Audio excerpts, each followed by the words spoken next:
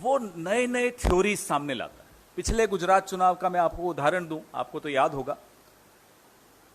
अचानक एक दिन नरेंद्र मोदी जी का जो एक इकोसिस्टम है, अचानक बोलता है कि साहब एक डिनर हुआ जंगपुरा में कहीं, जिसमें इस देश के पूर्व सेनाध्यक्ष जनरल दीपक कपूर, जिसमें इस देश के पूर्व प्रधानमंत्री डॉक्टर मनमोहन सिंह और अनेक प्रबुद्ध वर्ग के नागरिक शामिल हुए। और वो षड्यंत्रकारी एक डिनर था, उसमें षड्यंत्र रचा जा रहा था कैसे मोदी जी को हराना है। पाकिस्तान भी उसमें शामिल था।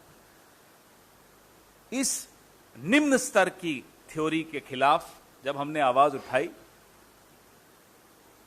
नरेंद्र मोदी को माफी मांगनी पड़ी डॉक्टर मनमोहन सिंह से गुजरात चुनाव के बाद संसद में। यह आपको तो याद ही होगा।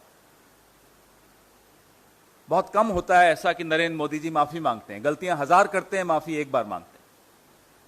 फिर से गुजरात चुनाव आ रहा है, फिर से वही थ्योरी शुरू हो गई। हर बार गुजरात चुनाव जब आता है तो कभी अंसारी जी का नाम लेकर शुरू हो जाएंगे, कभी स्वर्गीय अहमद पटेल जी का नाम लेकर शुरू हो जाएंगे। और मैं याद दिला दूं आपको, जिस एसआईटी ने श्री नरेंद्र मोदी को क्लीन चिट दी थी, उसके अध्यक्ष श्री राघवन को पुरस्कृत किया गया। जवाब दें, क्यों पुरस्कृत करने की आवश्यकता? वो तो अपना काम कर रहे थे। उनको रिटायरमेंट के इतने सालों के बाद राजदूत बनाने की आवश्यकता क्यों पड़ी? तो नरेंद्र मोदी जी को अब समझ लेना चाहिए कि काठ की हांडी बार बार नहीं चढ़ती।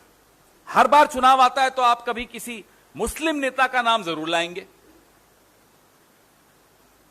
आपको 8 साल में आपने कोई अच्छा काम नहीं किया जो दिखाकर आप जीत सके अगला चुनाव। हर बार आपको पाकिस्तान की शरण में जाना होता है, हर बार आपको हिंदू मुसलमान करना होता है।